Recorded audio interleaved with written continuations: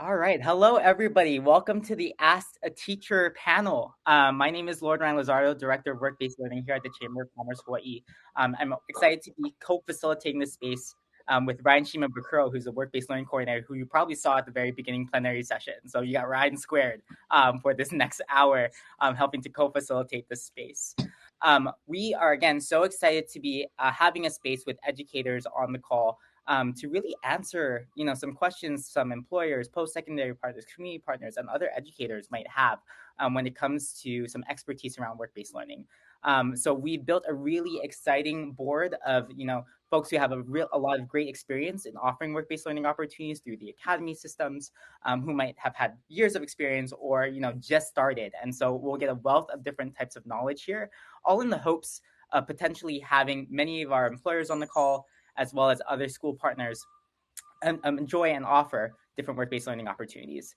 And so I'd like to first open the space with some introductions to our panel.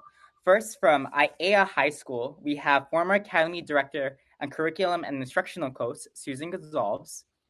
From Waiakea High School, Academy and Curriculum Coordinator, Yanaba Weiss. From Pearl City High School, Academy Coordinator, Chad Shishido. And then from Kapolei High School, Career Academy Coordinator, Courtney Suma. We also were going to invite Kai Ward from Molokai High School, who unfortunately could not make it today, but we hope that they can join us for our next convening. So before we hear from these wonderful educators that we have the privilege of working with here, I'm going to pass it off to Ryan Shima Bakuro, who will be sharing a little bit about the whole AP20 continuum. Yeah, thanks, Lord Ryan, and thank you all for joining us today. Thank you to our panelists for taking the time out of your school day and away from your students to share your knowledge and expertise with us all.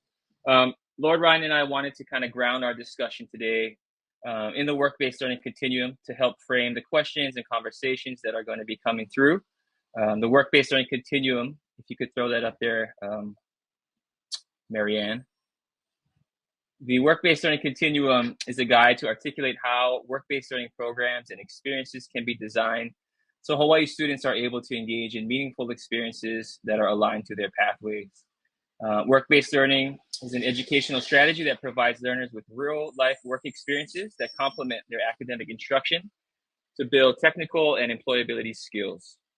What you see on the Hawaii work-based learning continuum is really an articulation of a spectrum of work-based learning experiences that includes guest speakers, internships, on-the-job training, career fairs, workplace simulations, and just a number of growing efforts that I'm sure you've heard about throughout the convening today and are aware of just through your work. But really, work-based learning can range from one-off events like guest speaking to ongoing, really integrated training type models that are ongoing for students.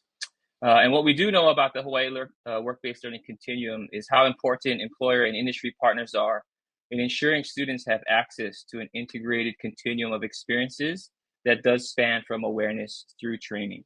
And so really, we're excited about this panel and the audience today because we know that the employer and educator voice is needed in an ongoing basis to really make it easy for the young people, the young students to identify career paths and gaining those skills through the continuum. So really excited you're all here, and I'm going to pass it back to Lord Ryan. Thank you for the continuum, Marianne. We're gonna have a lot of fun with this. Going back, Ryan Yeah. and Ryan, otherwise, before we get started, just a really quick, just mention we invite any questions through our chat feature. So feel free to ask any questions, and we'll make sure to ask them throughout the panel. So let's get started. I know Ryan mentioned a bit about the different types of work-based learning opportunities through that continuum that whole AP20 has. But let's talk a little bit about the benefits of work-based learning so our folks on the call can hear a little bit more. So Courtney, let's start with you. What, would you say is one of the biggest benefits of work-based learning for students, educators, and the different folks at your school? So in regards to our students, we made a promise to them to be able to prepare them as adequately as possible for them to get an entry level job. And so the amount of training that's going to be needed for our students is key. As you saw in the spectrum, it ranged from career awareness to career training. And so we're focusing our efforts on looking at career preparation and career training. And so when we think about how can we keep that promise to our students, we are looking for opportunities for them to build their technical skills and also their professional skills. And that is always changing as well.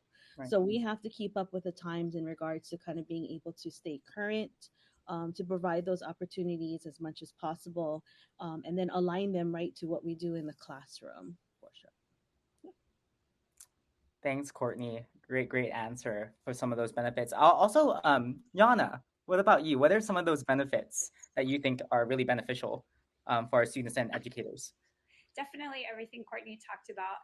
I would add maybe just a couple other perspectives. One is for really allowing students, once they get out of the classroom, to see how what they're learning in school. So I was a math teacher for a long time, so trying to see how something like that could seem like really dry math content in high school, how it's actually used in real life or outside of that classroom. So that's a really big benefit for students, to just actually see how what they're learning might be useful outside of school. And I think another thing is just giving them the chance to get a feel for what it's actually like in the workplace, in an industry. And maybe sometimes the most powerful experience for our students is they realize like that's not an area they actually want to go into. So we talk a lot about students trying to find what their career passion is. And as they journey through high school towards post-secondary, they kind of have a sense for either what that passion is or at least what it's not, right? So sometimes I feel like that's one of the main benefits that they might get that doesn't necessarily seem so positive, but there's a lot of positive aspects of that for them in their life as they go through. Yeah, I love that idea of connecting some of, the curriculum to what they're learning, and then also some of that real world application. And so thinking about just those benefits, and I'm sure more benefits will come up as we have this conversation. Just the types of work-based learning that you see a lot of energy around right now. Like, what are some of those big needs that we have as a community, or in your specific communities that you see in terms of work-based learning? So, Susan, you have a lot of experience in the IA area. But what are some, energy around what types of work-based learning are currently needed? Hi. Well, we're fairly new as far as being an academy school. Um, and so I think right now we're so open to all opportunities, but I know that for a bunch of our pathways, we want to find like mentors for our students, whether it be like on campus doing projects or going to the businesses to learn more. Um, we're also always welcoming guest speakers, and we have a number of people who have generously like donated their time, so we appreciate that. We have people who come on campus to conduct perhaps mock interviews to help our students learn some skills that will be necessary to help them find a job. And this is kind of minimal, but we've also had some do simulations on campus because maybe they can't all go to whatever the organization is, but they'll come to us to offer some support. Thank you. Thanks, Susan. I know Chad has an alarm going off right now, so we're just gonna pivot to him, but we'll pause. Chad, we'll come back to you once the alarm is done. Things happen at the school, and so this is one of those classic examples of that. But on the neighbor island side, Yana, what are some of those work-based learning needs on the Big Island that you're seeing? I think one need that I wanted to touch on was the need for providing externships for teachers. So really Mm-hmm. helping us get out into the field so that we also get a sense of how do we actually help flavor our curriculum towards what will be useful for students once they leave us. So just trying to find ways, and it's been really hard with COVID, right? Like nobody really wanted some extra people around for a while, but just finding those opportunities as employers to invite teachers in to kind of see that same thing I was talking about earlier, where it's the application of what's happening in high school to after high school. So just so we can go out and get a firsthand experience of how that math class I'm teaching or that English class is actually used in the field. That's an aspect that's really helpful. Yeah, and I think quite frequently people forget that our educators also need these types of work-based learning experiences. On the Chamber of Commerce Hawaii side, I'm sure on Hawaii P20, we've seen a lot of teacher need for professional development, externships, info sessions to really just inform the work that's really happening. Let's see. Oh, Chad says it's done. The fire alarm is done. Chad, do you have any thoughts about what types of work-based learning experiences are needed? Yes, I apologize for that, but just to add on to what Yana and Courtney were mentioning, what I would like to see also is more maybe career technical student organization competitions. I'm a co-advisor of HOSA on our campus, and I know that when we are providing those opportunities for students to really, present and prepare and, just be evaluated by industry professionals and provide that feedback for our students, that is very important to hear it from the business side where, students are preparing for the events for like months on end, and to get that authentic feedback, I think is really important.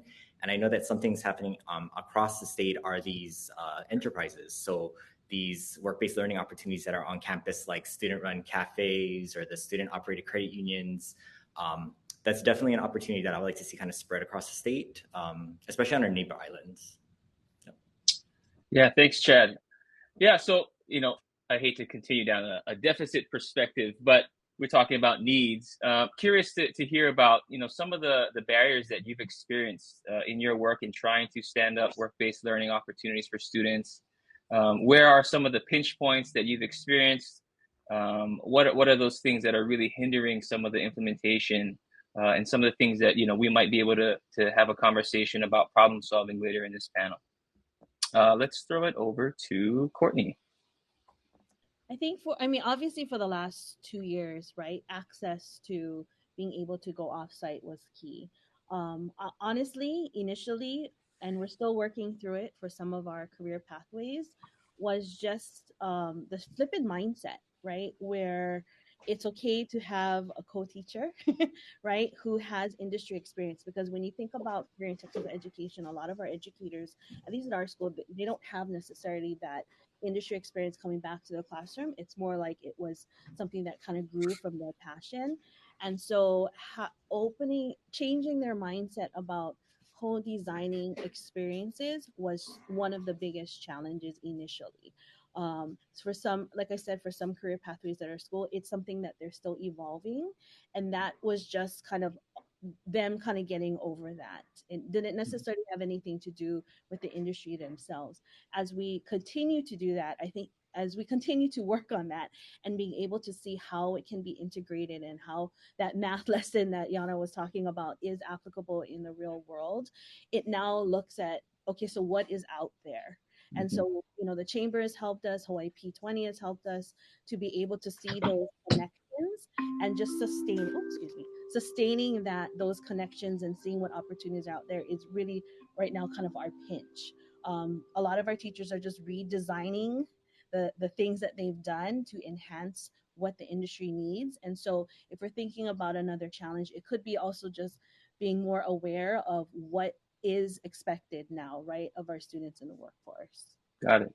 Yeah, I think this is an important topic, and would love to just popcorn this back to Susan, Chad, and Yanba. And you guys can go ahead and chime in at any point about some of those barriers that you're experiencing. I think another thing to kind of piggyback off of what Courtney mentioned, I know that some of the challenges that our teachers are facing is just having that time during the workday to kind of plan things out, work with their core area teachers to kind of like develop these experiences. That's one challenge our teachers are facing. And I think another one might have to do, sorry about that, maybe transportation issues. I know that like Courtney had mentioned with COVID and things like that, one of the things that we experienced at Pearl City High School was we found out that a lot of our students are caregivers. And one of the things that they don't have access to is, financial things. So they can't really necessarily get transportation to these offsite experiences. So, just kind of coordinating that bus transportation or getting them the bus pass or something like that, I know it's a challenge that we're facing here as well. Okay, thank you. Yeah. I think one of the challenges or one of the barriers sometimes is just having enough industry partners who are willing to take a chance with high school students and think about things like taking on an intern or someone every single year. And just from our side, like we're trying to be really aware and not overtax anyone. And it's such a hard time right now. So for example, like we have really strong partners in the health field careers, but like they've been through a ton in these past 2 years. And so it's hard as a school to keep reaching out and asking for more, like, can you come be a guest speaker, even though we know you're short staffed and you're dealing with a million issues that we can't even imagine. So just that kind of struggle of like wanting to reach out from both sides, but also being aware of what other people are dealing with and trying to find a good balance for how to have enough partners, but not make it so taxing or competing with other schools in the same town. I'm in Hilo, right? So we have 2 to 3 high schools that might be asking some of the same partners for help. So that's a challenge. I can add one more thing. I think sometimes when an organization wants a student in maybe their senior year or their junior year or whatever, excuse me, and it's like, hey, we have this opportunity now. We haven't already scaffolded the skills that are needed from maybe 9th, 10th, 11th, so that when the opportunity comes, they're just ready to go. So if there was a way to create maybe like a path of skills that are needed, that would be helpful. The other thing is time. For certain fields, like maybe a certain amount of seat time is requested by the organization, which means the student needs to be out of school for half the day or something. So it's just like management of that is sometimes difficult. Got it. Thank you. Yeah, you all brought up some really good points that I'd really like to dive into next. What I heard was, kind of this underlying theme of the importance of making sure that if we're going to have more partnerships for work-based learning, that it is clear on the front end of how it can be beneficial to both the classroom and the business. That's going to be a requirement. And also this idea of the when do you connect with your industry partner to ensure that the students are both prepared to enter that experience, but also that the business partner and the school are in agreement about what those skills are. And so would love to hear your thoughts on how you're ensuring the partnerships between classroom and business really are beneficial for all parties involved in that work-based learning experience. And this is something we can I think is an important point, and would love to ensure that the four of you have your time, and we can just popcorn this as well. And feel free to jump on. I think this is something we're still working with. I'm going to be super honest. Awesome. That's what we want. Thank you, Courtney. To be honest, that's what we want. We're still trying to figure out like both sides, right? Because when you think about a partnership, it benefits the kids and obviously industry professionals, right? And so for some of our career pathways, it's well established. Our kids receive direct instruction from their mentors. Our kids go out and they're working their environment. They give back in the volunteer aspect, and they're able to kind of apply some of the things that they're doing right in their classroom. But honestly, how it works is we just have to communicate, right? It's just a topic that we have, because our awesome principal was Shinkawa. He said it's just not one-sided. And so when we asked them, right, could you do this with us? Could you be part of our mock interviews? What could we do in the future? Or can we just keep that lines of open communication, in that if you do have a community event, don't hesitate to contact us. We have 4 of our human services students going to support Kapolei Embassy Suites in a couple of weeks with their 5th celebration anniversary. So, those small give backs we're able to do that. Even when it comes down to like assessing the students or looking at the learning objectives about why they're there or what we're trying to do, we try to be very upfront, right? What are our kids' learning goals? And then it kind of just flows from there in regards to the conversations that we have. And it really is an individualized conversation that we have with them. So there's no magic like recipe to kind of solve that. I think it just really is an open dialogue between whomever we're working with. Got it. Yeah, I totally agree. And Courtney said it very articulately, but I'm just adding like +1, communication is the key thing, and doing a lot of reflection. So having some kind of openness for feedback from both sides about how is this going, what could be improved, what could we be doing better in the classroom side to get students ready for these experiences.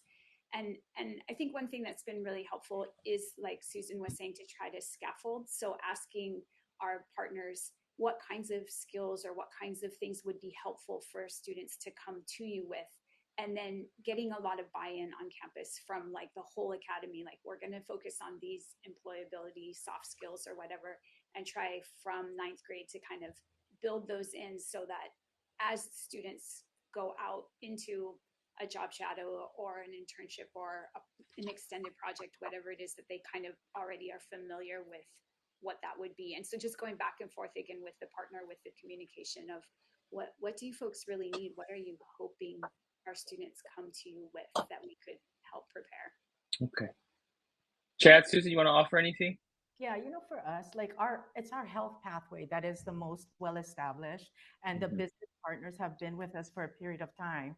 So we're very cognizant of like their needs, and we try to accommodate them as much as possible. But just as Courtney and Yana both said, it is the communication, because in the beginning, I think what was attempted was, okay, you have this for us. Hey, thank you so much. And it's like, okay, good luck to the students. But it's like, no, we still have to follow up, because there may be additional needs, or maybe the students are slacking in a certain area that the teacher can kick in and support somehow.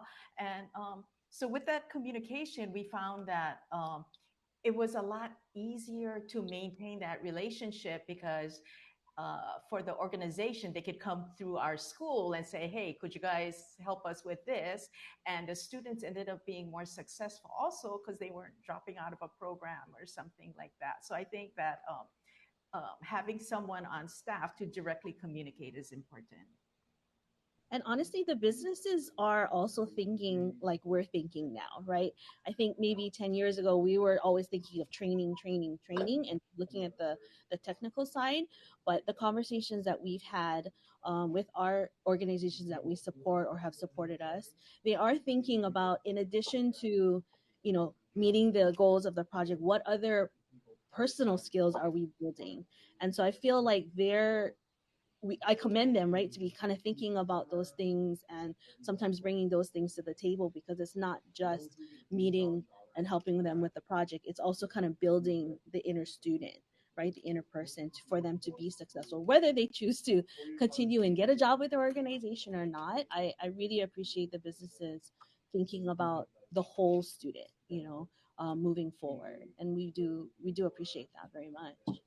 And I guess I can just add on to, another thing that I know our CT teachers do a really good job at, to kind of again build upon the relationship between businesses and the students, is that idea of always giving back, that sense of community and fostering that engagement. So I know that a lot of our health partners, we volunteer at some of their community service events, and again, it just builds that presence within the community, making them like local. And most recently, one of our business partners, Hawaii USA Federal Credit Union, reached out to our business academy, possibly partnering on like a social media or marketing campaign. So again, I know within the Pearl City community, we do have a branch in our area. So again, it just makes the business even more tied to our community. So I think that's definitely a benefit that hopefully we bring to the businesses. So it's not always just a give, and we take. So hopefully that we are able to make them a part of our community as well. Thanks, Chad, and thanks, team, for providing that insight. I think in terms of like following up with this employer conversation, so while we're on the topic, what practices and advice would you offer to employers who want to get involved with a school, whether that be at the initial or they're already in there? What would make them a successful partner for a school? I think just as an initial thing, I think it'll just kind of like build from here. But I think an easy ask would be maybe to participate in the Climb High portal. It's a really easy ask just to, be able to offer teachers, offer schools opportunities for them to come onto campus, just as like getting their feet wet if they're not really used to participating with our schools. But I think on a bigger level, I think being a member of the advisory boards for our academies would be a great way for them to find out what are the needs of the schools and how they can actually participate in some of the student activities and increase their level of engagement. So that's definitely something I think that business can consider. Yeah, I Can you think just a really quick step back? What does it mean to be on an advisory board for an employer, so they are aware of what that looks like? Yana, do you want to take this one? Or Courtney, Susan? You know, being a member of an advisory board is opening up opportunities for. There's multifaceted, but let me just kind of highlight a few. You know, we look to our board members and our people who are part of that group to provide guidance, right? You know, we may not understand all of the workforce needs and dynamics that are happening on, so they bring that information to us. You know, part of it is we do have teachers who want to learn more about the industry in general, but not that are not necessarily on the career and technical education side, right? They might be our English teachers, they might be our math teachers, but they're part of this family, right, in our career pathways. And so they're struggling to kind of make some connections, like how do I relate health in my English class, right? And be selective in what we're doing and these opportunities, and really kind of develop that family feel about these are our health career kids, these are our business kids. And so they've helped with us kind of being able to build that dynamic. Another thing is being able to get our teachers out right into the field and bring those opportunities there, and then connect with our students and really kind of advise them, whether they're part of the career advising piece that we offer our students, whether they're part of the post-secondary, right, um, ed, advisement in that sense. They're really part of our community space for our Yeah. career pathways. And there be different asks of them at times, but honestly, it really is looking at providing us and making sure that our program is aligned to what the industry needs are. And all these other pieces, the externships, the internships, the looking at our curriculum, right? Being able to co-design projects with us, that's all part of what helps build that program for us. Thanks, Courtney. Great tag team from Chad and Courtney on that one for advisory boards. But Yana, I'm so sorry I interrupted, but no, going no. back to the question, what practices and advice I would was you offer to employers?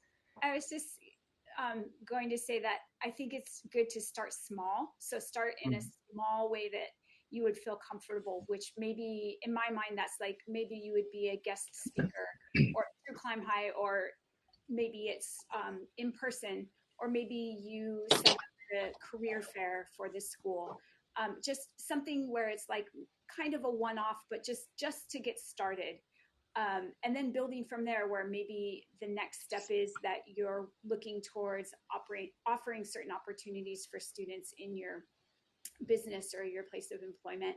And then, like in my mind, advisory board. So this is pretty much every career academy has an advisory board. They meet a number of times during the year, and that can be like a really high level of involvement. So that's maybe something that happens after a period of time. So I would just say start small.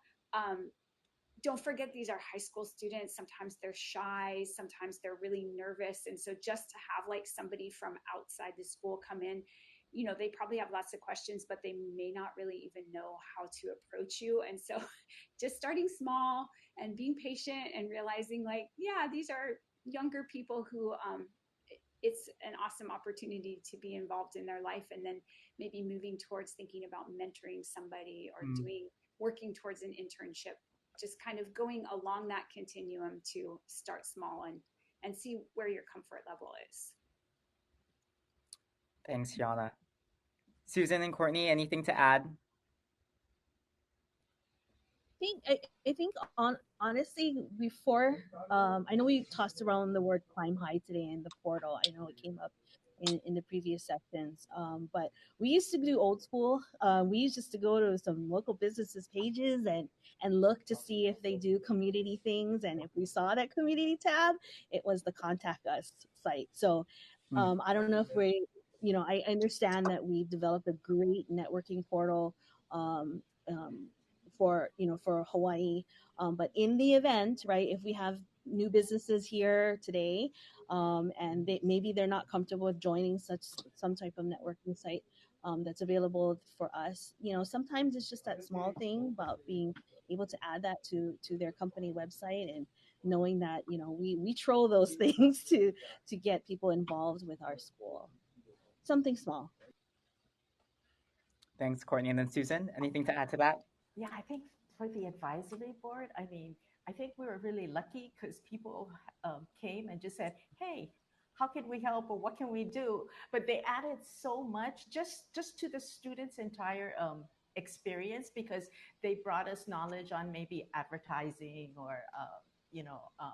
How to market certain things, or hey, did you guys think about this project to teach them whatever? So I think that part of it is just sharing their expertise, and that we work together, perhaps, to come up with something that is amenable to everybody. It's actually a fun experience to be on the advisory board. Thanks, Susan. And so you're hearing themes of advisory board. You're hearing themes about starting off small and like you're working your way up from a guest speaker to hopefully a mentorship or an internship. And then Climb High Bridge is coming up a lot as well as the portal to connect our educators with our employers. So definitely a lot of ways to get involved from our employer perspective. But let's recenter around students. So you've seen a lot of, I mean, all of you probably have seen the benefits of work-based learning for our students. Can you talk about why, at the end of the day, work-based learning is going to be so important for our student populations? In my background, I was a college and career readiness teacher for about 15 years prior to this job. And I would like our kids to at least be able to make well-informed decisions about their future careers, right? And that's only going to happen through experiences, to be honest. So Yana mentioned sometimes these experiences, it shapes them, or shapes our students so that they know what they don't want to do, right? And so at the end of the day, kids are not going to be able to make decisions based on things that they may see in a video. They have to go through these experiences themselves, for them to go through that self-discovery process of what skills do they have, right? Is it aligning to their interests? Because right now they may be choosing a career pathway based on their interests, but there's the aptitude side or the skill side may not necessarily be what they're looking for or what their strengths are, right? And so they have to realize what they have to develop. So honestly, at the end of the day, being able to provide them these experiences, yes, it is about building technical skill, but honestly, in my heart, it's also about having them self-discover what their strengths and things that they would like to work on are, so that it does much more align to possibly their career interests. And that can come through any type of work-based learning experience. Thanks, Courtney. Yeah, just sort of repeating what Courtney was saying, but definitely that idea that for students, if I, as a teacher in ninth grade, am having them do a career exploration project or whatever, that's fine. It's good. It's on paper or online or whatever. It's not the same as actually talking to someone in that career. It's not the same as actually going to someone's place of work and seeing what they do, or being there in an internship. So just in terms of work-based learning being important for students, it's what brings everything to life and really gives them that powerful experience of, is this what I'm passionate about? Should I actually maybe think about something else? And high school students may change their mind a number of times. So I feel like, as Courtney was saying, anything we can do to help them make an informed decision about what they're really interested in and what they're really passionate about, so that when they graduate, they're like, I'm going in this direction, or at least I'm not going in this direction, and I know I'm not for certain reasons. Thanks, Yana. Susan or Chad, anything to add?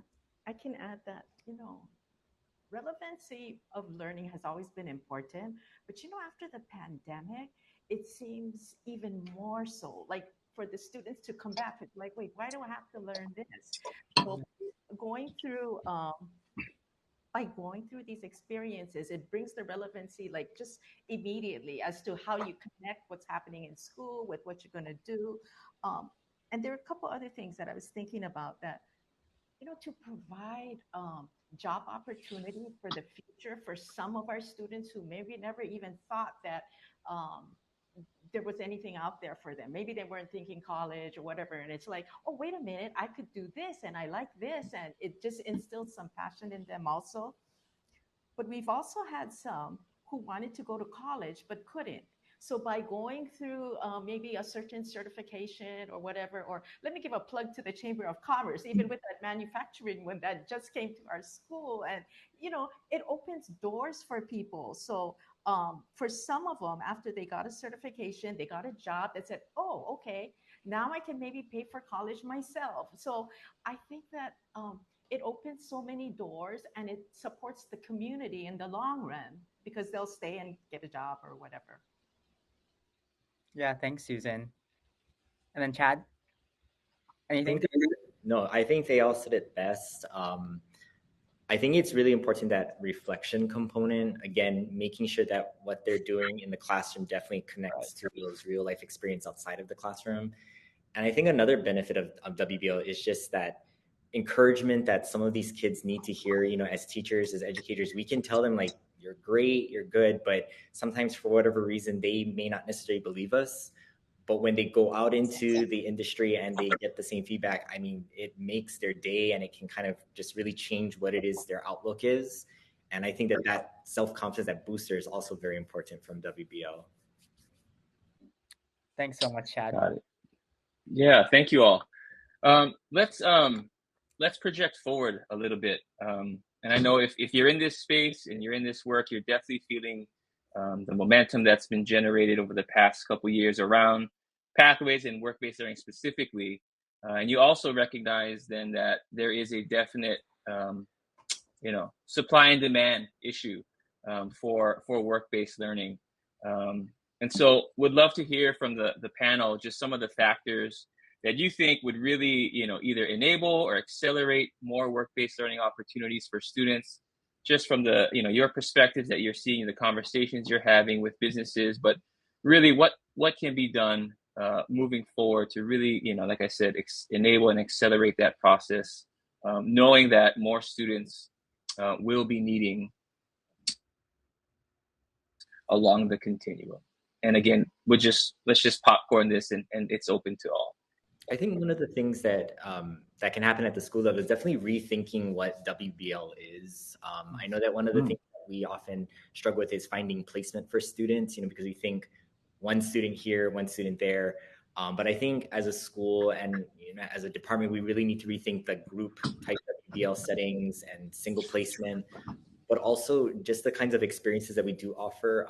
As you had mentioned, Ryan, just there's only so many opportunities to go around on this island. So I think also, like, what kinds of opportunities can we offer on our campus?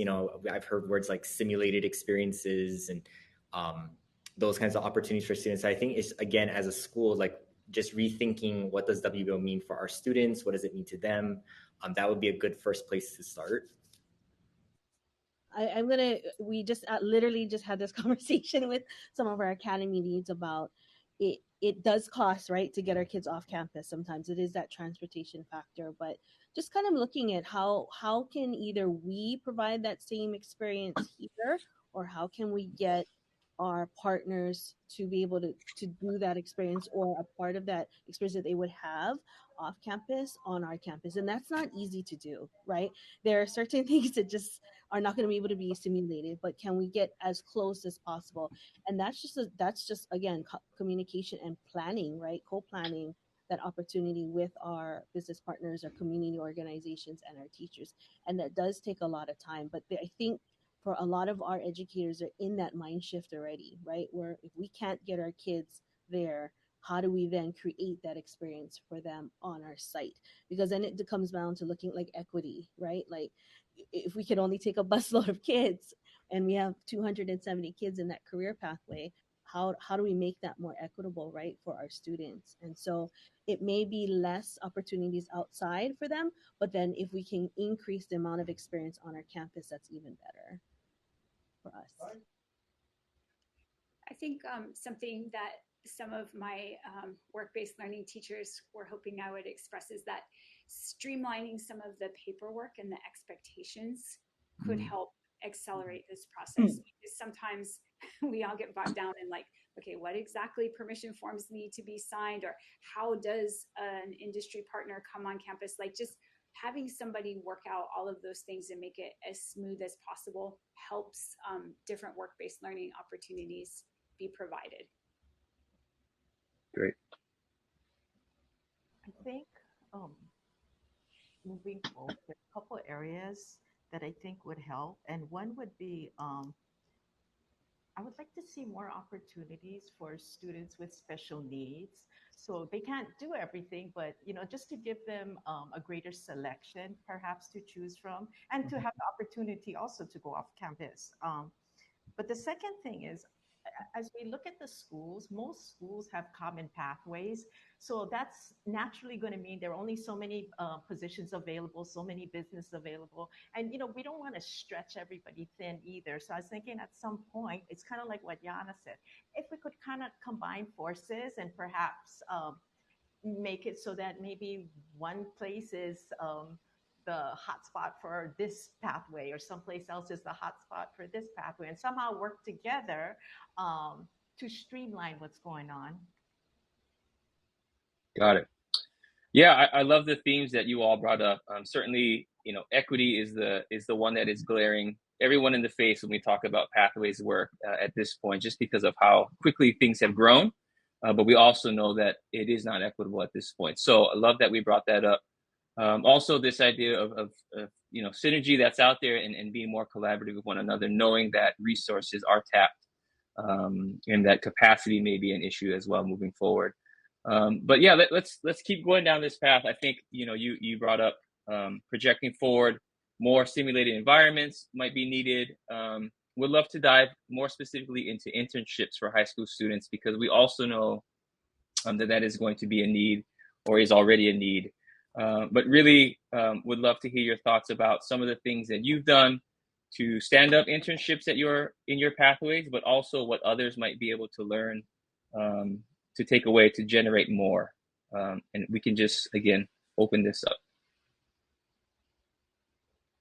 I'll start off with just one thing that's been really helpful for us is having alumni from this school who are willing, they see that connection and they want to give back to this school in some way. And so that's a great resource for internships, because you have somebody who's gone through the system, has benefited from that school, and wants to find a way to be able to give back. So just having a way to kind of focus on using alumni as an entry point for thinking about where to place students for internships, or who to reach out to maybe take students. That's my starting point. Awesome. Thank you. We've utilized, again, the Climb High portal, right, for looking for opportunities for our students. So that's definitely helped. I think what we've learned is that some of our internships could be virtual, where, for us, sometimes our struggle is our student schedule. They are unable to either get to that site due to transportation, or they have, for example, a gap in their class schedule for that day, where they have 2.5, 3 hours of flexibility to work during that time, but they have class in the morning and the afternoon. And so we benefited greatly from virtual opportunities where they could work with a business or an organization during their business time, right? Then it allowed the flexibility for our students to be able to manage that without having to change their whole schedule or give up something in the afternoon like sports or their clubs or anything to be able to achieve that. So the flexibility of being able to do things virtually has definitely helped us. So I'm hoping that as we continue to kind of move forward, this will still be an option for sure. Thank you. Yeah. I love the idea of looking, towards alumni as well as technology-based solutions to stand up more internships. Chad, anything to add to that conversation? Definitely. I think Susan had mentioned it earlier about teachers reaching out and things like that. So I know that a lot of teachers sometimes just cold call. They reach out to businesses. They work with the chamber. The chamber gives a lot of opportunities for our students to do internships. So I definitely just want to thank the teachers for all their hard work when they try and reach out to businesses and try and set things up. I know that oftentimes we go through organizations like the unions and see if they offer any opportunities, and they've provided many opportunities in construction, residential and building construction for students. And so those means that also the university system, just some of them have opportunities during the fall break, winter break, and things like that. So it's just sometimes cold calling and see what's available and see if they're able to accommodate our students. And one of the difficulties, I think, is just the age. I know oftentimes they might say they have to be 16 or, have to have some type of worker's permit. So that's one of the things that we're facing. But I think it's oftentimes just reaching out to our community partners and seeing what they can do. They're more than willing to work it out with us. Yeah. Can I jump in again? Yeah, please. I feel like it's so important to remember that the industry partners, they're giving up their time to mentor students, to take on an internee. And so it's just trying to think about, like, through that experience, how can we as a school, how can our students be providing benefit to that industry partner? And so I know, for example, one of the things that we found really helpful is young people in high school are great at social media stuff. And so maybe part of their internship can be developing something for the company or for the business that they don't necessarily have in place. So just thinking about how the skills and the talents that high school students have can be utilized to, like, help the industry partners' lives be better, so that it's worth it for them to take on that person and give up that time. Awesome. I was just hosting the post-secondary spotlight internship session in the last kind of first round of sessions that we had. And what the word that really popped up for our employers in that call was investment, right? Like, I think whenever you do some type of work-based learning opportunity, whether that be an internship, a mentorship, a guest speaker experience, what we're really doing is investing in the future workforce. And so I hear that theme amongst all of this, and that's a really great thing to hear. I think in terms of just, we're rounding out the session. We have about 10 minutes left. A question that pops up for me is that some of these folks are brand new employers to work-based learning. So, Climb High has popped up a lot, and I encourage folks, if they haven't looked up Climb High before, to look up climbhigh.org and see how you can sign up there. But what would you say would be the first step to getting involved with a school? What should they do first outside of Climb High Bridge to get connected with you all, or to start their journey when it comes to work-based learning and providing that for the school? I think knowing the key players at the school level. So, because a lot of, Oahu schools, Hawaii schools are part of, the Hawaii Academy's collaborative now. I would see your key players, and if you just look at the contact page on our school's website, individuals like the college career counselor, career academy coordinator or director, like, just knowing that verbiage might be your first stop, really, right? Because who would you contact at the school? I think if you go through perhaps like the contact us page, that potential message just might get lost. But I think familiarizing yourself with reaching out to the college career counselor or somebody like ourselves, the career academy coordinators or directors, would just kind of be your first stop if you're looking for direct communication. Thanks, Courtney. Any other folks want to weigh in on that? I was just going to add that, if some of the business people online today have children that attend a school, an easy way to get involved is just to reach out to one of your son or daughter's teachers and say, hey, I'm willing to maybe come in as a guest speaker, or is your school affiliated with Hawaii Academies? Can you maybe put me in contact? And I know teachers are more than willing to share names, share contacts with, an academy coordinator, even a vice principal. So I think that's an easy way just to start off that conversation, that dialogue, is to reach out to your own son or daughter's teacher. I remember Yana even mentioning alumni. So if, like, you are an alumni on the call and you have a school that you want to get involved with, I think there's probably still some teachers that might be there. Or they're right in your community. I think there are definitely ways to continue to get involved in supporting the different work-based learning happenings that are happening at the school. Ryan, any other questions that you have? I'm trying to think of other questions we could potentially answer. We have a few more minutes left. No, I think when we think about the goals of our panel today, I think, we've had a wealth of input and feedback and insight from the panel. So it's okay to end a few minutes early, I think. Let me just double check one more time from the audience if there's any more questions. Okay. I was gonna say, it looks like you all are so good that there are no questions that came in. know. I was gonna say you answered them all. Otherwise, We cracked the case, guys. Good job. otherwise, we're really happy. Obviously, you heard they are in the middle of their school days right now. You heard the bell. You heard the announcements. Courtney, there's a lot of announcements happening at Kapolei. I don't know what's happening there, but we're so thankful for you all joining us today on the call. And thank you for all the work that you're doing within our schools and supporting our students as well as our fellow educators in getting these work-based learning opportunities. To our employers on the call, this is your call to action. We hope that you heard some things from our educator partners to support some of the work-based learning initiatives that are happening within the schools and hopefully better our state when it comes to this next generation of talent that we have coming up in our workforce here in Hawaii. And so again, thank you all for being here today. If you have any questions leading up to the chat, I know that there will be a survey being sent to you all to kind of fill out on the session, as well as offer any insight or questions that you might have following. Ryan, am I missing anything there for the closing? No, just on behalf of Hawaii P20, I want to thank our guests today. You all are great. Continue the good work. Really appreciate the time that you're taking to support P20, but also more importantly to support our students. So thank you so much. And thank you, Lord Ryan, for being an amazing moderator and partner.